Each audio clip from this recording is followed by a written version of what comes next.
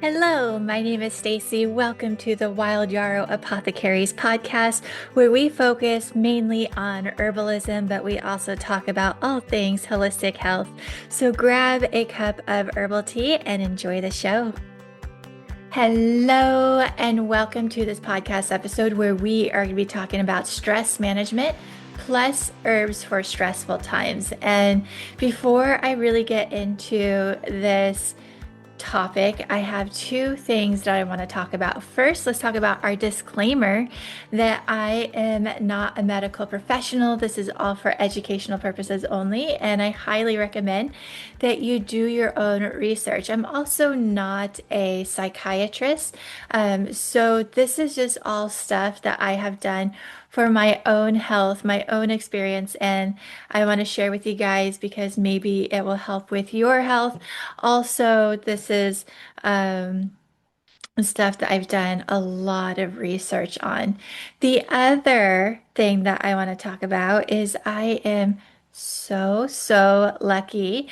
Um, I, in the last few months, have had a decent amount of emails come through where people want to be guests on this podcast. And I am so grateful that people want to come on here and nerd out with me and share their message. At this point, though, I have decided for right now, I am not accepting any guests. And that is because I have my own messages, however you want to say it, that I want to spread, that I want to share with you guys. And I have so many ideas, and I just want to do this on my own just for a little bit.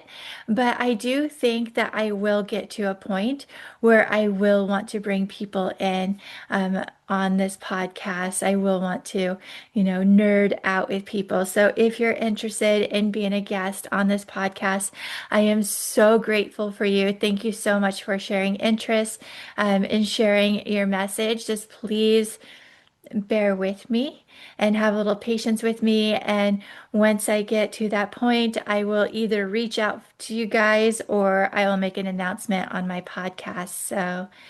So yeah, so thank you guys so much. All right, so let's get started on this episode. This is a topic that I have been wanting to talk about for a while because I think stress management is so important. I think that stress management should be talked about and should be taught in school. I think we should teach people how to manage their stress, but we don't.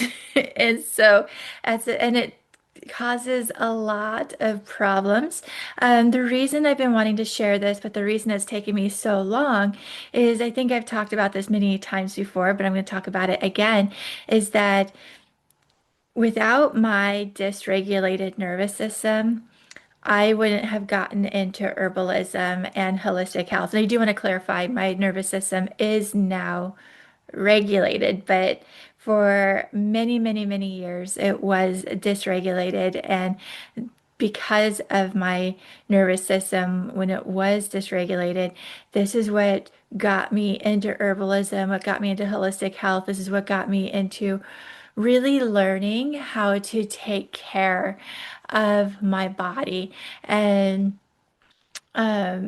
yeah, and the reason I was so reluctant to talk about this topic is because I like to focus on herbs.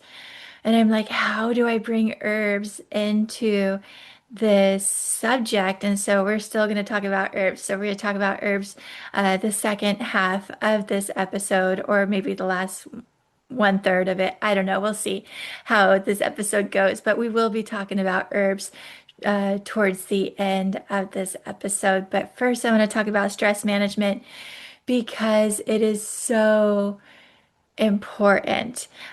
So I do want to say that we are always going to have stress in our life. This is life. Life, I don't think there's anybody on this earth that can escape stress. It's gonna happen. And so we need to um, how do I say this? We need to get our bodies strong enough and manage our stress so we can handle stress. We can, when stress comes, we're like, oh, I know what to do, or oh, stress is here. I know my body knows how to handle it.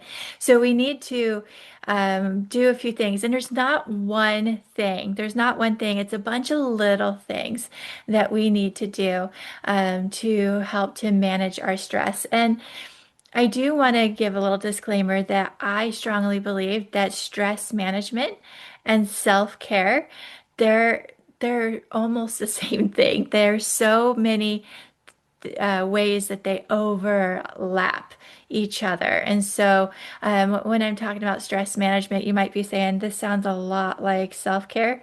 It does. It really, really does. So let's go back though. So we're always going to have stress. I believe that the average person, it goes through ebbs and flows, and that is perfectly normal in life. Sometimes in life we're like, oh, life is flowing, and then all of a sudden, um, you have like when it rains, it pours. I went through that this year. Um, Oh my gosh, I was telling you, or not this year, we're already in 2026, but in 2025, and I've talked about this a lot already, but in 2025, it was a pretty good year overall.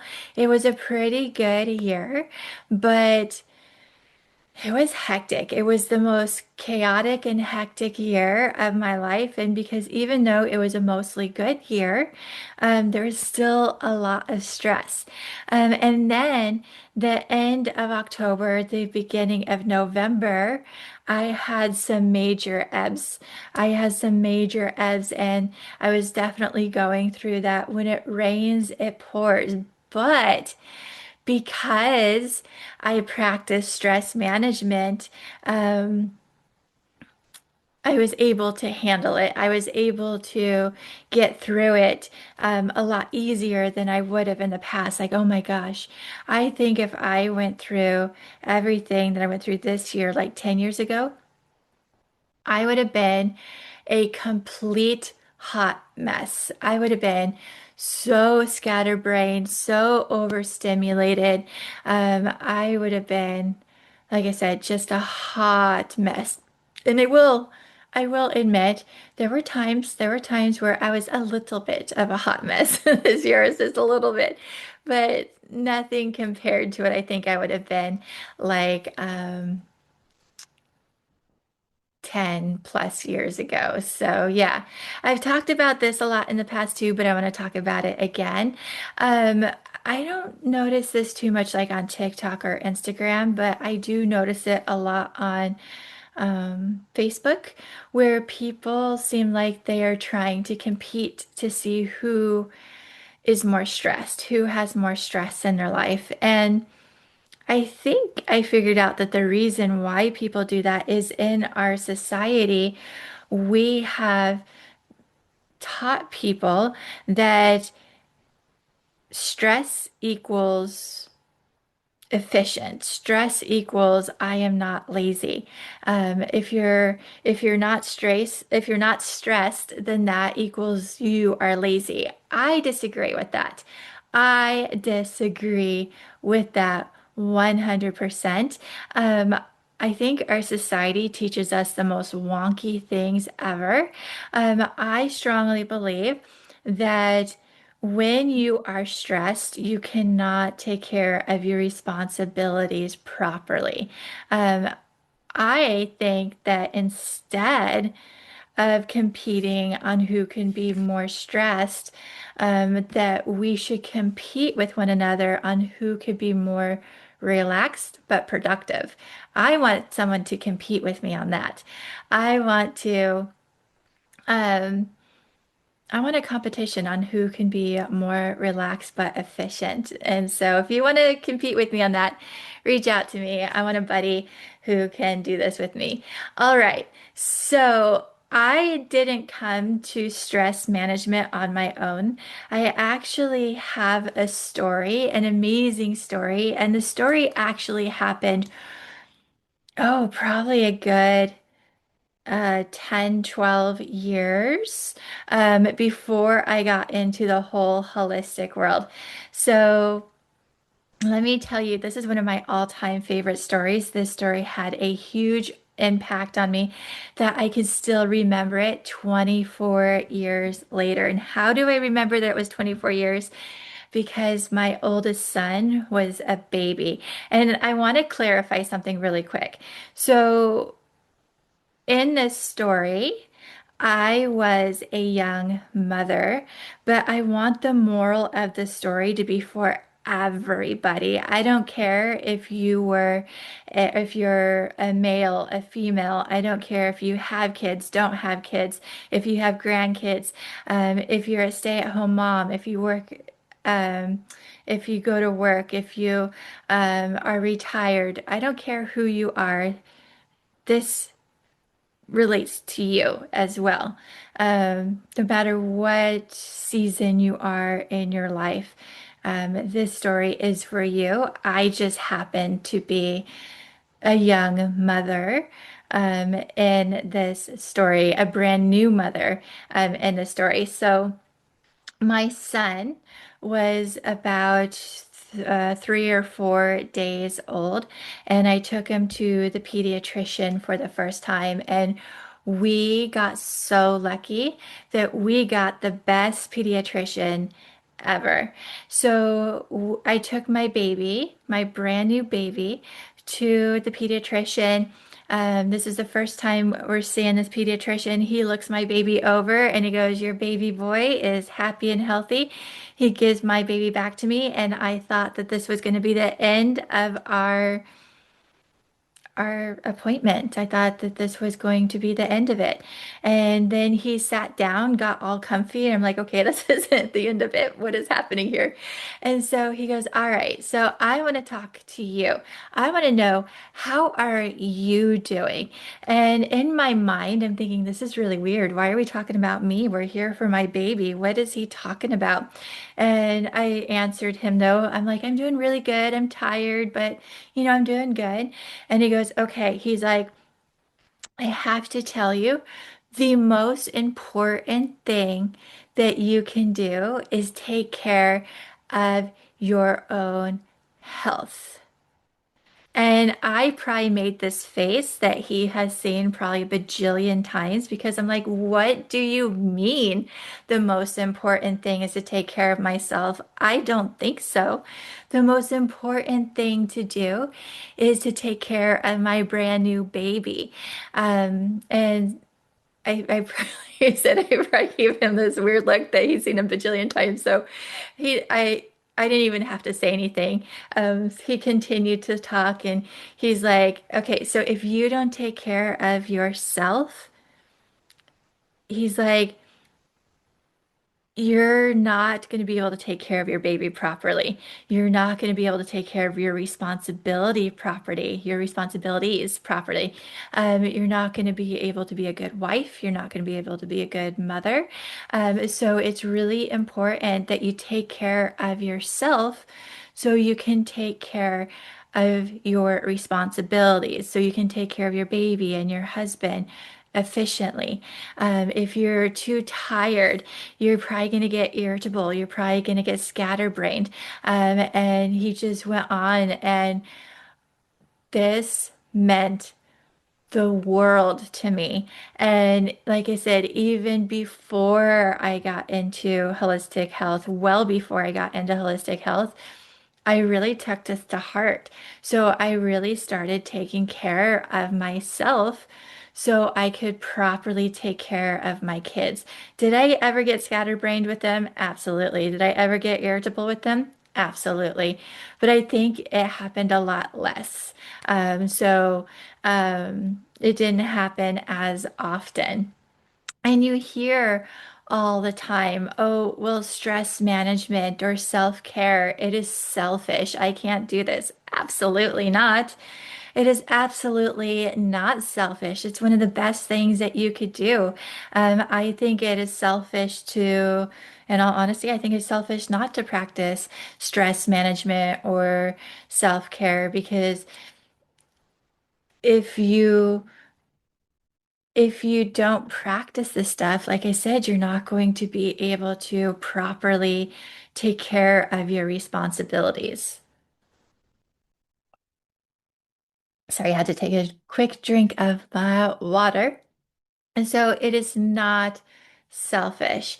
So let's talk about what is stress management. How can we adopt stress management? Like I said, it's not one thing, it's a bunch of little things. It's a bunch of little things that we could do. So the first thing that we want to do is we want to look into our lives.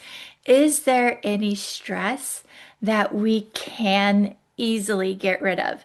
If you have stress in your life that you can easily get rid of it, get rid of it. But everybody on this earth, I believe, has stress that we can't get rid of. We're always going to have stress. We can't get rid of every stress. So we're going to have stress that we have to have and we have to deal with. So how do we do this? Um, how are we going to get through this stress? Give me just one moment here. I'm looking at my notes just to make sure I do not miss anything that I want to talk about here. Because I do that sometimes. I get so excited about what I am talking about and I start skipping over things and let's see. Yep, yep, yep. All right. So there are what I consider. Oh, let me talk about this really quick. I want to talk about this. So, one of the important things, and this is part of regulating your nervous system, is even when your nervous system is regulated, you're still going to get stressed. You're still going to get overwhelmed. You're still going to get overstimulated. You're still going to get irritable. But the difference between a dysregulated nervous system and a regulated nervous system is a dysregulated nervous system. You are going to, um, you're going to get stuck. You're going to get stuck in the stress. You're going to get stuck in the overwhelming. You're going to get stuck in the overstimulated. You're going to get stuck in the just being irritable, and it's going to ruin your whole day, your whole week, your whole month. Where if you have a regulated nervous system, when you do get stressed, it's only going to be short-lived. So you're going to be like, oh my gosh, I'm stressed for this 5 minutes. And then the next minute you're like, I'm fine. Or depending on the stress, maybe you have some major stress. You're going to be like, oh my gosh, I'm stressed for this day. And then the next day you're fine. Or, however stressful it is. So it's how fast can you recover from the stress. So if your nervous system is regulated, you could recover much faster than when it is dysregulated.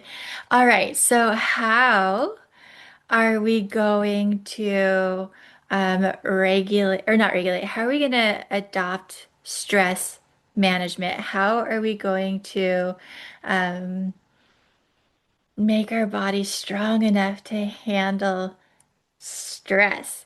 First thing I gotta say, I know this isn't fun.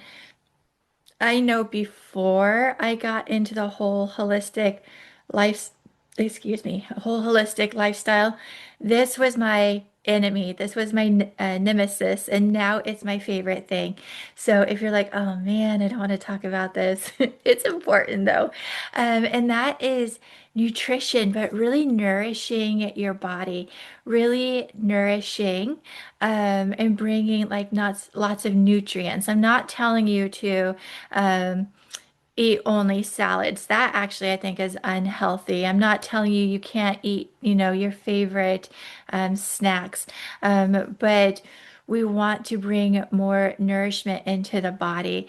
What I always try to recommend people is to, if you want to change your nutrition, is to do baby steps. If you do everything overnight, you're going to get stressed, which is defeating the purpose of this whole episode. We're trying to manage the stress, not create stress. So, baby steps. So, we want to do baby steps. I think I changed my nutrition a little bit different than I hear a lot of other people changing their nutrition. So, what I did when I started changing my nutrition is I tackled one thing at a time. For example, like I first chose soda. So I looked at soda and I was like, okay, I'm not drinking any more soda. That's what I chose. You don't have to do that, but that's what I chose.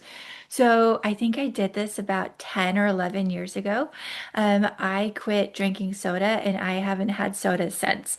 Well, let me rephrase that. So what happened was about 10 or 11 years ago, I quit drinking soda. That was the first step I took.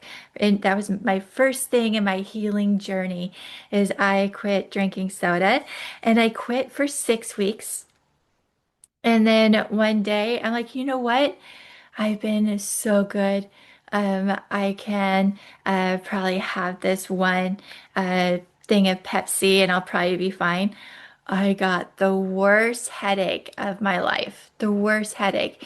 And now I associate soda with headaches. So since then, I have not consumed soda. So no soda. And then after I felt like I had a good handle on the no soda, then I'm like, I can't remember exactly what I did next, but I started very, very slowly bringing in more healthy foods. Like I'm like, okay, let's bring one or two more vegetables into my life, and then let's start slowly removing. Like toxic stuff, like I would take my least favorite junk food and I'd stop consuming my least favorite junk food. And then eventually, and this took a little while, but eventually I started taking my more favorite snacks and seeing if I could find a healthier version.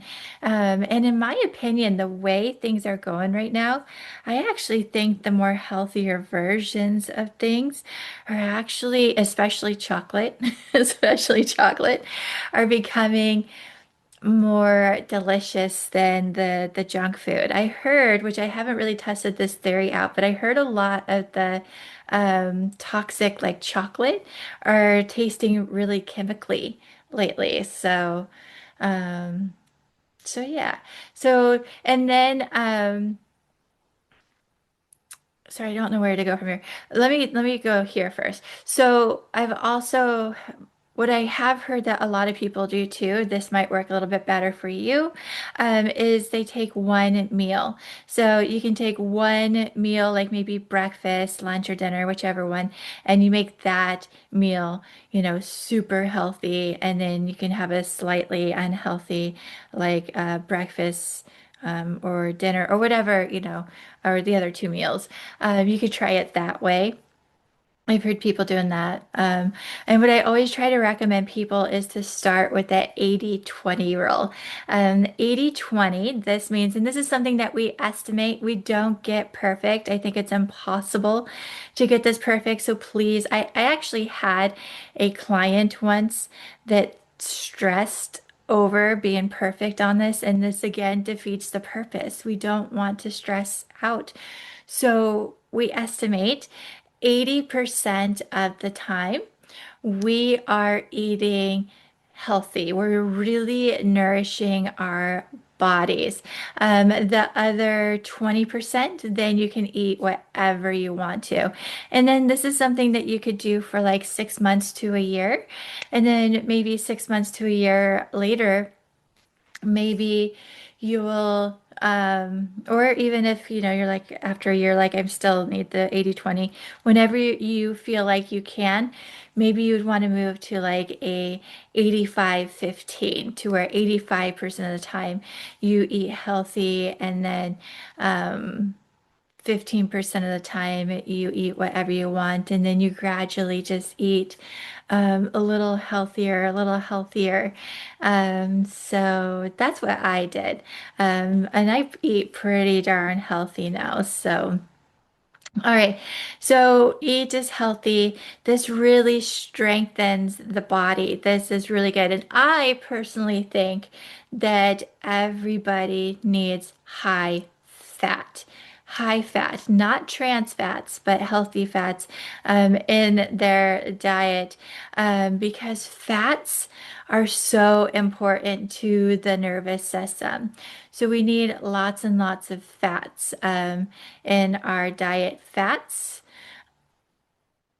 are they don't make you fat. Fat does not make you fat. It's processed foods and sugar. Processed foods and sugar is what makes you fat, not fat.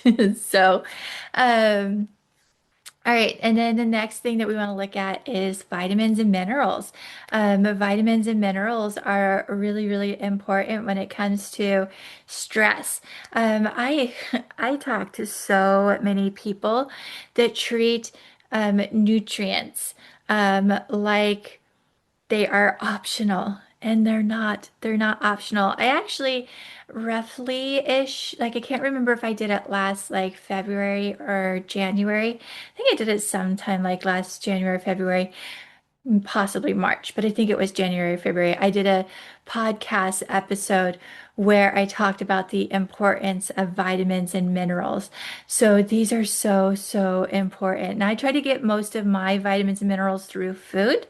And then I try to fill in the gaps with nutrients or with supplements. So. Well, let's talk about some of the vitamins and minerals that are really important. So, magnesium. Magnesium is super important for the nervous system. Magnesium is nicknamed the relaxant mineral. It is so relaxing for the body. So, magnesium is so important. Vitamin D is so important because vitamin D supports our serotonin. If we are deficient in vitamin D, more than likely we are deficient in serotonin, and serotonin helps us get through. Um, it helps us with our mood. It helps us with our stress. It just is very beneficial. So we want vitamin D. My all-time favorite way to get vitamin D is through the sun. I love vitamin D. Getting vitamin D that way. It's just so beneficial. All right. So vitamin D, vitamin C. We always talk about how vitamin C is so important for the immune system, but is so important for the nervous system as well. So have you ever been so stressed out, just so stressed out, like something major is happening in your life? Maybe you're moving, maybe you're getting a divorce, maybe someone just passed away, maybe your job is not going the way you want it to, and then all of a sudden you get sick. That's not a coincidence.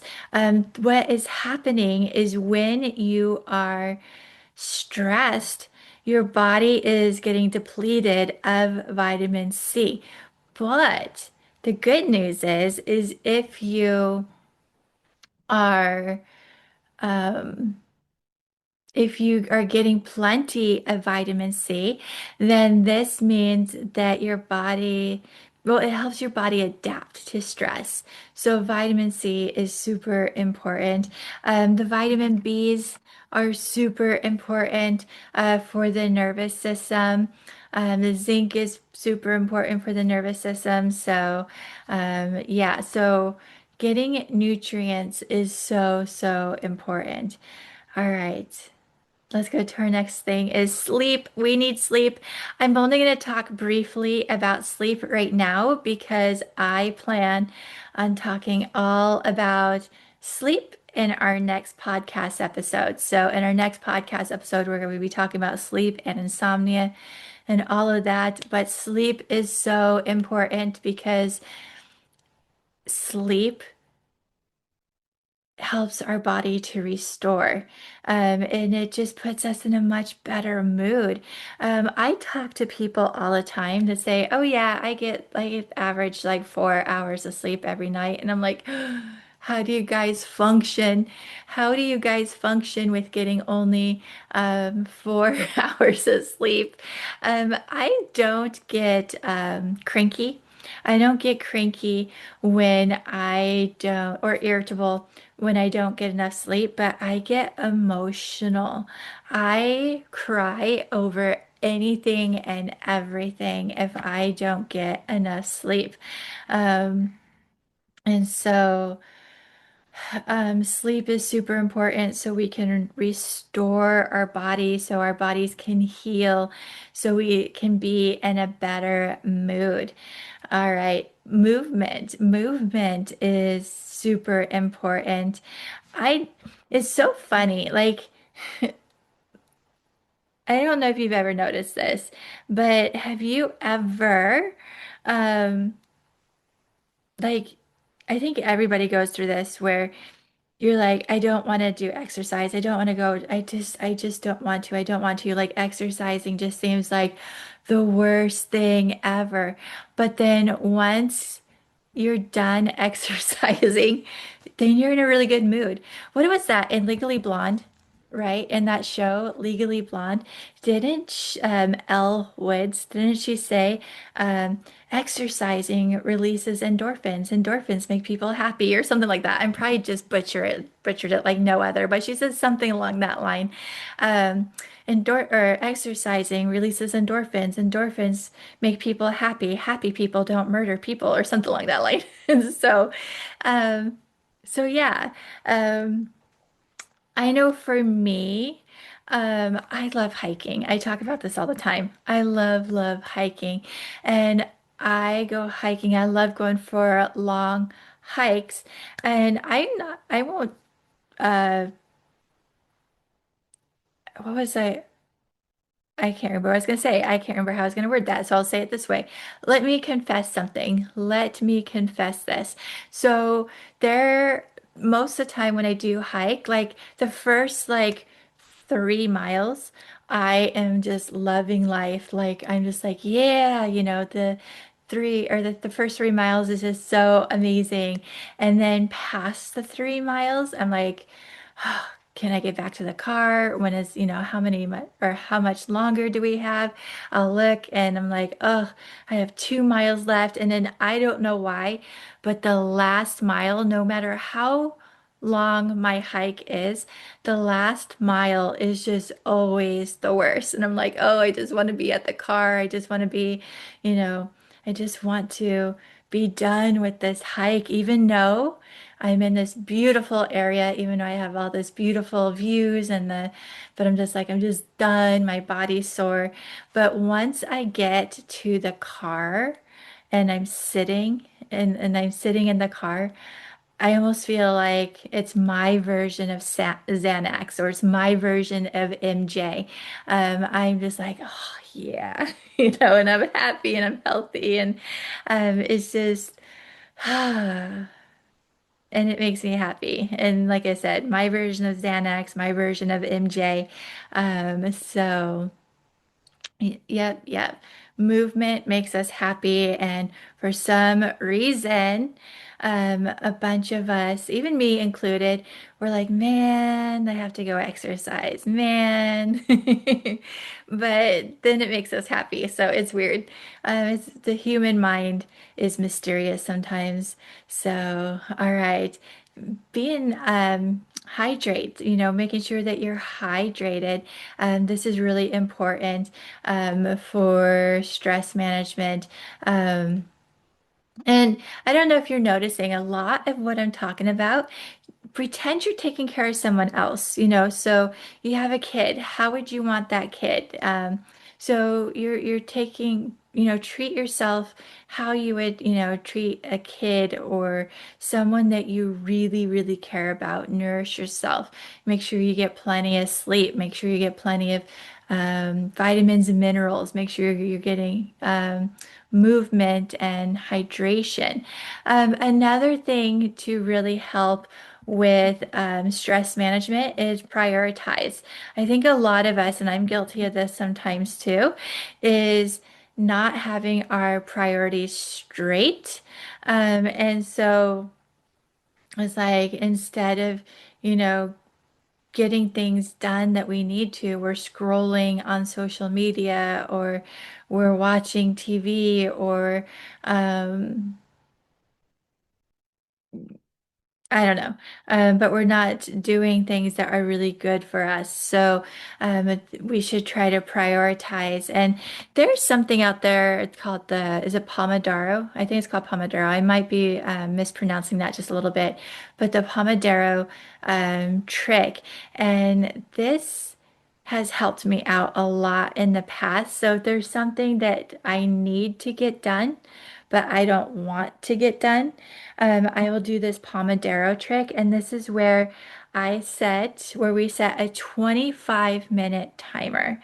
They figured out that 30 minutes just seems too long.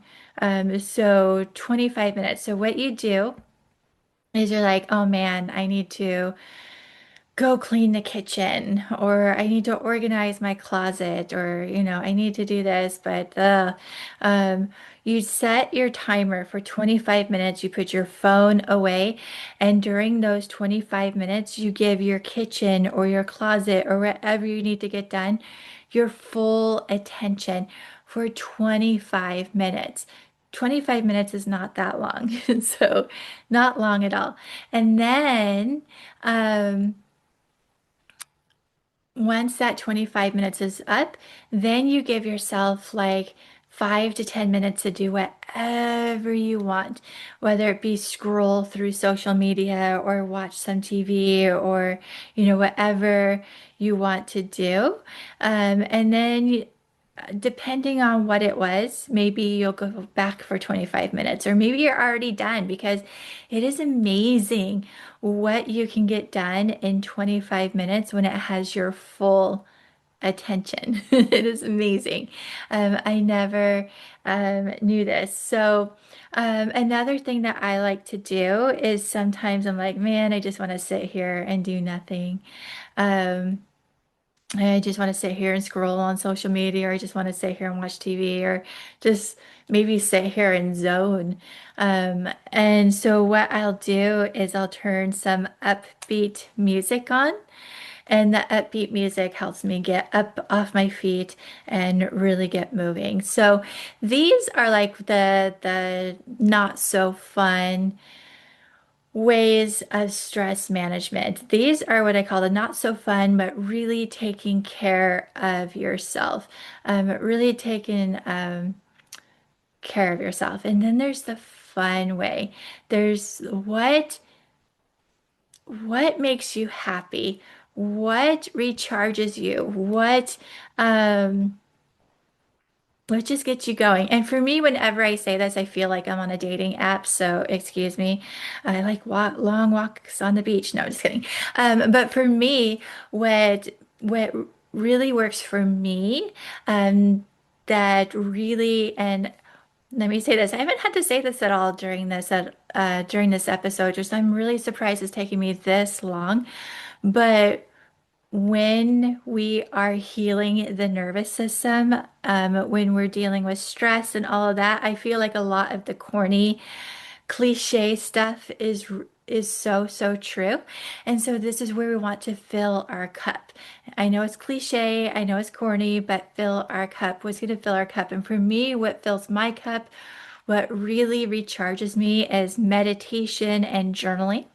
I love being out in nature. Um, I love going for hikes. I love driving out in the middle of nowhere. That's one of my all-time favorite things. I love learning about herbalism, geeking out, nerding out on new herbal stuff, nerding out with people, having really deep conversations. Um, about things. I know it's kind of woo-woo, but I am fascinated with astrology, so I love learning about astrology. Um, so this all I know recharges me, really helps. Oh, I love paddleboarding too when the weather is up for it. So find out what makes you happy. Is it photography? Is it painting? Is it writing? Is it reading? Ooh, I love reading too. I forgot about that. Is it reading? Is it, being with loved ones? Is it, and I love that too. Is it drinking coffee? Just keep it limited. What really makes you happy, and really just recharges you? And this is where we're filling our cup. And I know, again, corny cliche, but I have heard a few people say that it's not just about filling your cup, but it's about overflowing your cup. So it's about, taking such good care of yourself, such good care of yourself that it's overflowing and you can put it on other people. Because when you are overflowing your cup and overflowing to other people, this makes sure that you're not getting scatterbrained. This makes sure that you're not getting irritable or as irritable. It's helping you to do things efficiently, taking care of your responsibilities efficiently, productively. It's making to where you don't get sick as often. When you're practicing stress management, you're not getting sick as often, and it is amazing. Um, and you have more energy. So stress management so important. So it's really, like I said, self-care, stress management really overlaps each other. And I wish that more people talked about stress management. I wish schools talked about stress management. And I'm really bummed that this is not talked about more. So yeah. All right. Let's talk about herbs that are good for stress. Now, most herbalists would go straight into nervines. I don't. I don't go straight. I love nervines. Nervines are some of my most favorite herbs, but I don't like to go straight into nervines. I like to first talk about nutritives.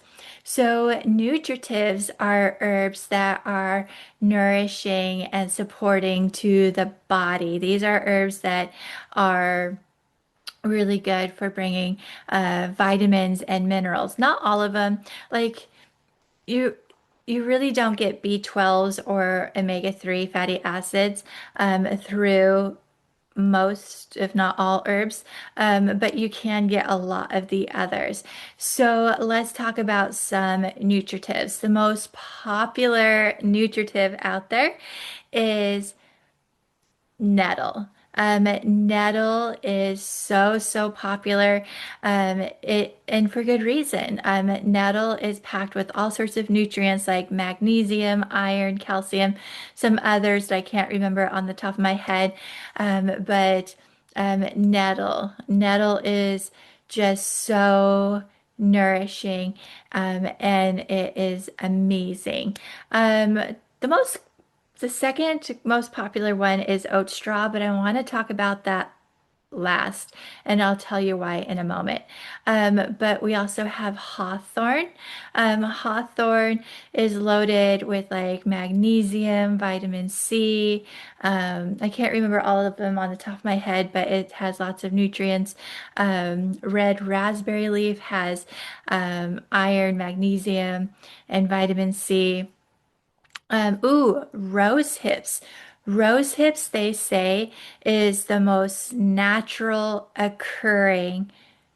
I always have a hard time wording this for some reason. It is the richest natural occurring um, plant out there that has vitamin C in it. So it is even richer than oranges when it comes to vitamin C. So rose hips is so amazing. Then we have, let's see, we have cleavers, we have chickweed. Um, Ooh, burdock root. Burdock root is rich in all sorts of minerals like magnesium, calcium, iron, chromium. So it is so rich. All right, let's talk about Oat straw.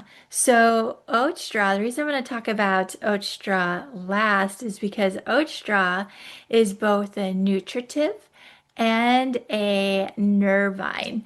So, and we'll talk about nervines in a moment, but oat straw is packed with magnesium, calcium, and a lot of the Bs, but not B12. Unfortunately, it doesn't have B12 in it. Now let's talk about nervines. So nervines are herbs that help to nourish, support, and strengthen the nervous system. So, oat straw, like I said, is both a nutritive and a nervine. So, oat straw to me is if I were to make a blend for stress, for anxiety, for depression, for anything nervous system related, oat straw most of the time would be my base herb. It'd be the foundation of the blend. So oat straw is just so nourishing, supporting, and strengthening to the nervous system. Oat straw is an herb that you should take on a regular basis to really get the effects of it. Oat straw is the herb that I recommend for people to use when they've had a lot of anxiety, a lot of trauma in their life. I think it will also help with PTSD. But again, it's not going to work overnight. It's something that you have to consistently take for a while to notice the effects. And then, oh my gosh, we have so many nervines. So many nervines. Love it. All right. So we have lavender. I think we all know about lavender. We have chamomile. Um, I personally think that lavender and chamomile, because they're so popular, they are so overlooked. Another herbalist friend and I were talking about how some of the more common herbs are so overlooked, and I find that to be so interesting. Um, Chamomile, we just had this as a herb of the month in our membership last month in December, right? No, November. November chamomile was the herb of the month. And it's an amazing herb that I feel like so many people overlook it because they think it's too gentle. It is so amazing though. Um, Lemon balm. Lemon balm is so amazing. So lemon balm and chamomile actually have very similar, they have differences too, but they have similar medicinal properties to her. These, like, let's say, for example, you get stressed. When you get stressed, it goes straight to your tummy. Like your stomach just starts to feel really icky. Um, Lemon balm and chamomile. These herbs are really beneficial for that. So you don't have to take them both at the same time. You can take one or the other, but they are amazing. Um, Let me rewind to um, chamomile for a sec. Chamomile has antispasmodic properties in it, so it's one of my favorites for a tension headache. So if you have a tension headache, chamomile will be really beneficial for that. All right, let's go forward to lemon balm. Um, I am so surprised. I love this. This is something that I just absolutely love because just like lavender and chamomile, lemon balm is so overlooked because it's too gentle. People think it's so gentle. They're like, lemon balm is too gentle. It won't help. Do you know how many people have reached out to me and said that they're like, lemon balm has changed my life? They're like, I used to have such bad anxiety, and then I started taking lemon balm, and my anxiety went away. This gentle herb, this herb that people think are too gentle, helped people's anxiety go completely away. And I just absolutely love to hear things like that because some of these gentle herbs are people underestimate them. They underestimate, they're underrated, um, and they're overlooked because they're too gentle. But I don't buy that. I don't think a herb can be so too gentle. I'm just drawn to gentle herbs. And I just love that people. are having such um, amazing luck when it comes to lemon balm. All right. Let's talk about this really quick. Lemon balm, it's amazing. Love it. It does conflict though with hypothyroidism or Hashimoto. So if you have either or, you probably do not want to take lemon balm. I would take chamomile instead, depending on what you're using it for. If you're using it for anxiety, upset tummy, um, when you're stressed, or um, maybe a tension headache, chamomile would be a really good substitute. And I think both of those herbs are really good for kids. I think they're very, very kid-friendly herbs too. Excuse me, I don't know if you just heard me slurping. If you did, I do apologize. Um, One other thing about lemon balm, just in case you guys don't know about this, lemon balm comes from the mint family, and lemon balm looks almost identical to peppermint, but how you tell the difference is taste. So lemon balm tastes like lemons, so that's why it's called lemon balm. Although I don't feel like it's as like acidic. It's lemon but more pungent. What other herbs?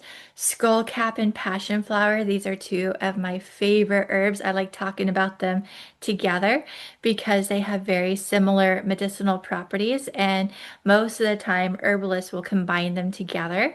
So skullcap and passion flower, two of my favorite herbs. I love these herbs because maybe you're so stressed out and your mind is looping. You just can't shut your mind. You just can't keep it quiet. It's just like going on and on and on and on and on. Skullcap and passion flower are both herbs that really help to calm the mind down, to reduce the overthinking.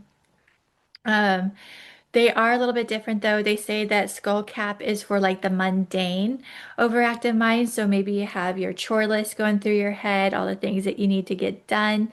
To where passion flower is more like for the frustrated, overactive mind. Like you're just so mad, so angry, at the world, at a situation, at a person, and your mind just keeps looping.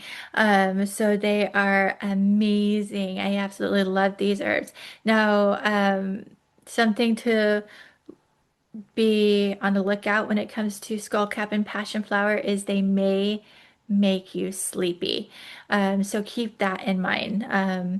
So I only take them at night because they make me sleepy. So, yeah. And okay, other nervines. Um, Holy basil's one, but I want to hold off on holy basil. I'm missing a couple. Um, I always forget my favorite ones too. Linden and motherwort. Oh my goodness. I almost forgot two of my favorite herbs that I always talk about how they're always underrated. Linden and motherwort have similar-ish medicinal uses as well. So they both are really good for the nervous system and the cardiovascular system. So um, these herbs are going to be beneficial for like if you're so stressed out, maybe you are getting heart palpitations because of stress.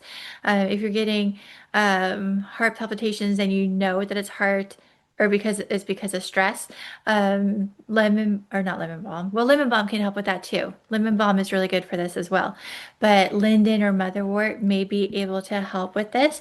If you have high blood pressure because of stress, um, linden or motherwort may be able to help with this. They do say that linden is better for grief. So if you're going through grief, linden, in my opinion, is one of the most delicious herbs out there. I'm not usually into the whole floral, but I like linden's floral. And then Motherwort, they say, is like a mother in an herb. It can help with people who may be irritable, or maybe they are feeling underappreciated. People are taking them for granted. Motherwort is really beneficial for that. Maybe if you get really stressed around your menstrual cycle, you might want to try motherwort. Now, motherwort would be like a fantastic herb if you have like PMS and you maybe get stress around PMS. But if you have a heavy flow, if you are on your period and it's a heavy flow, you do not want to take motherwort during the heavy flow because it can make the flow heavier. So we don't want that. So you can take it before a heavy flow, after a heavy flow, just not during the heavy flow. Um, so yeah. So those are my favorite herbs for stress or that are nervines. If you are looking for something heavier, more stronger, you can look into valerian, California poppy, kava kava. Um, but I mostly work with the more gentle herbs because I feel like the gentle herbs are just, they're gentle yet effective. Um, and I have a whole episode on why I prefer more gentle herbs over stronger herbs. All right, let's go to our next category. So we have another category. So we just talked about nutritives. We just talked about nervines.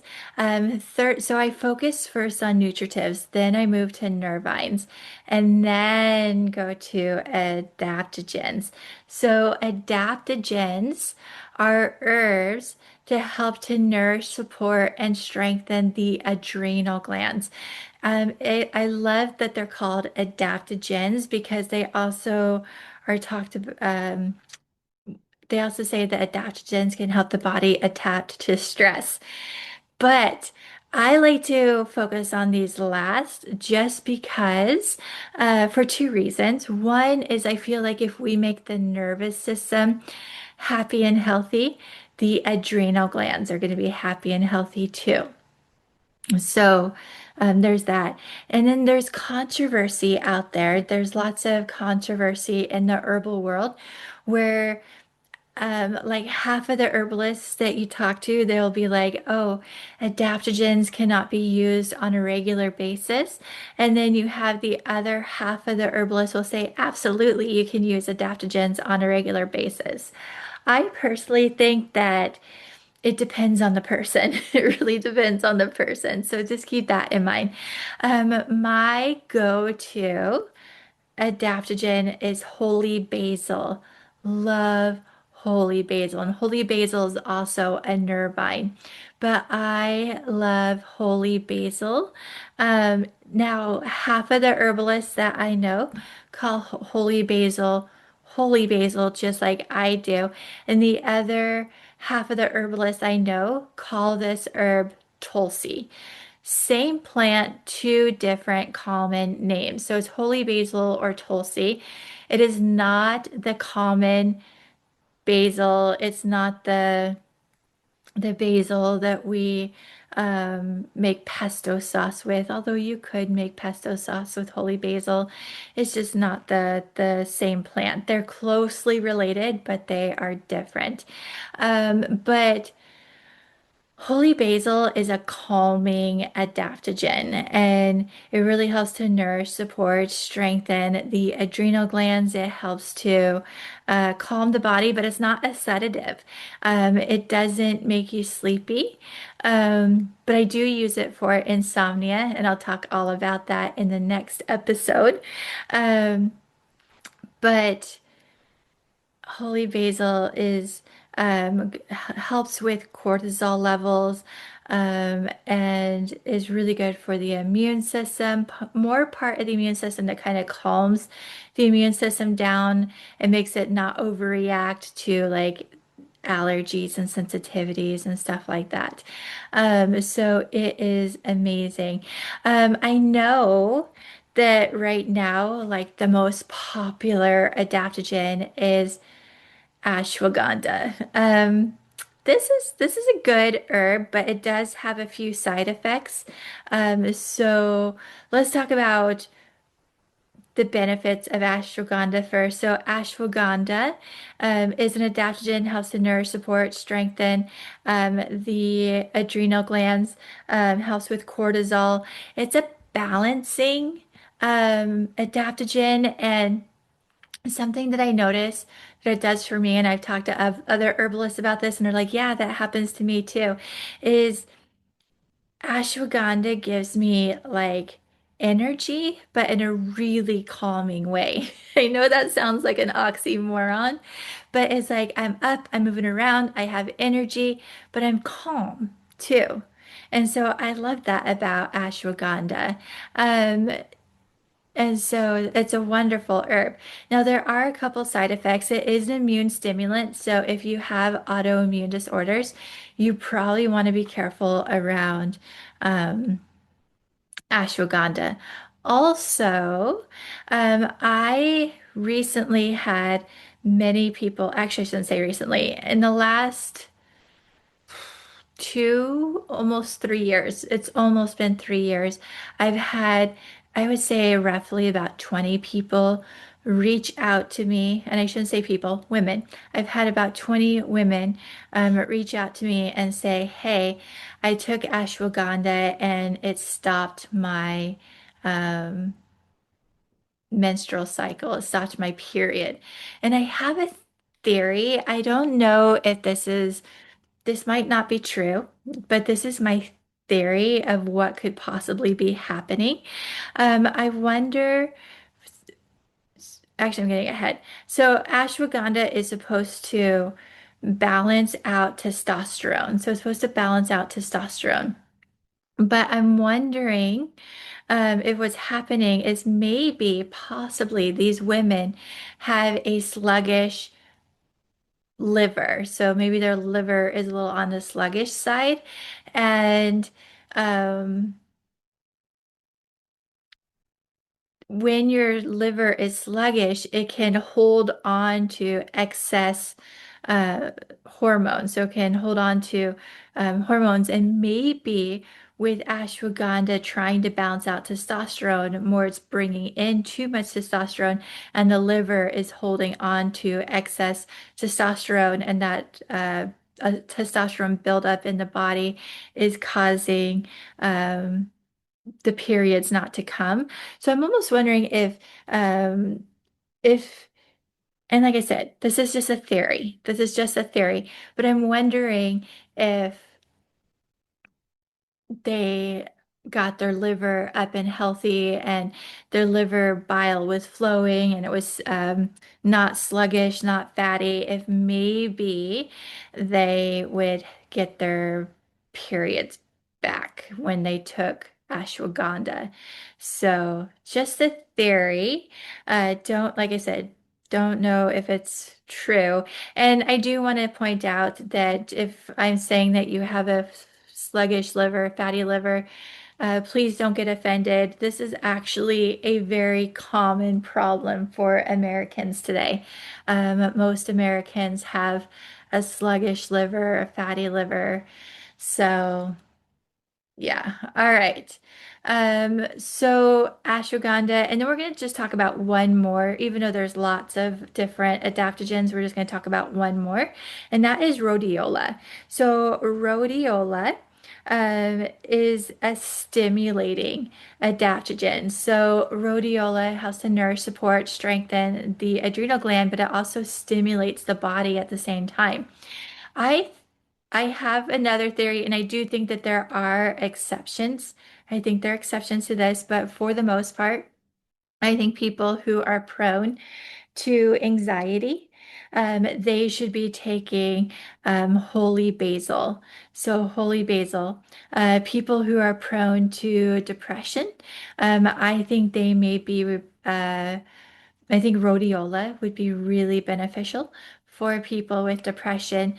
And then people who maybe have both or neither, would be ashwagandha, would be more beneficial for them. So I know for me, I am prone to anxiety, and holy basil and I work really well together. Love holy basil. Um, and it's really, really good for that. I love rhodiola in very small amounts. I actually haven't taken rhodiola in probably about a year and a half. But when I do take rhodiola, I feel amazing. Like I can take rhodiola for like 3 days. For like 3 days. And then after the third day, I start feeling overstimulated. I'm like, oh my goodness, feeling too overstimulated. Right now, my body doesn't seem to like any herb with stimulating properties in it. So I've been staying away from any herbs for a while with stimulating properties. So yeah, so those are my herbs that I would recommend for stress. That is um my ideas for stress management. Let me know if you have any ideas for stress management that maybe I didn't talk about in this episode. So let me know. These are everything I mentioned in here in this episode is what I've been doing for my own health and what has really been working for me.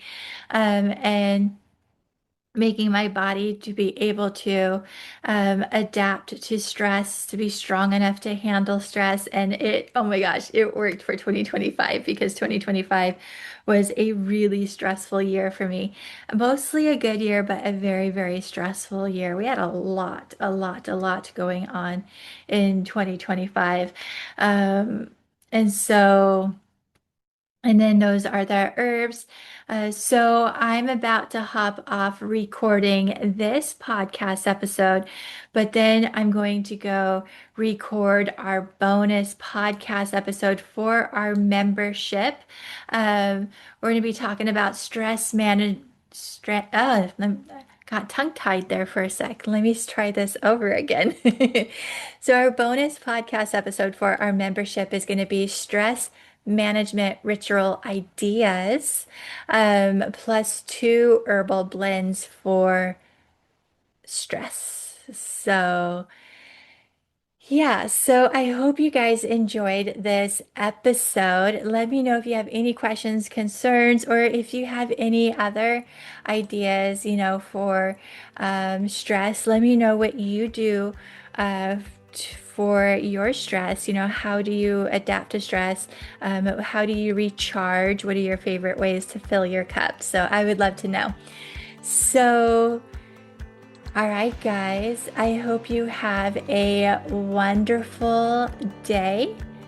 And yeah, all right, guys, bye. I hope you loved this episode. If you did, please make sure to follow Wild Yarrow Apothecaries podcast on your favorite podcast platform and leave me a review. Do you want to hear more about this episode? Join our Herb of the Month membership where I add a bonus part of this episode. In this membership, we also have a lot of PDF files, a lot of videos, and every 3 months that you are a member, I send you 3 herbs, and there's so many more benefits. Come check it out. Come nerd out with us. And thank you for listening to the Wild Yarrow Apothecaries podcast, and have a great day.